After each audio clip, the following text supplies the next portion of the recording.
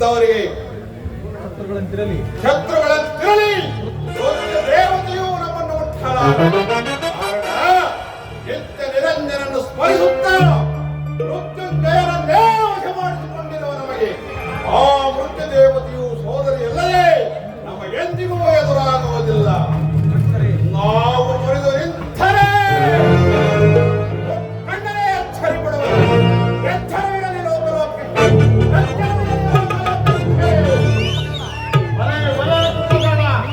ಮಾತು 100ಕ್ಕೆ 100 ಸತ್ಯ.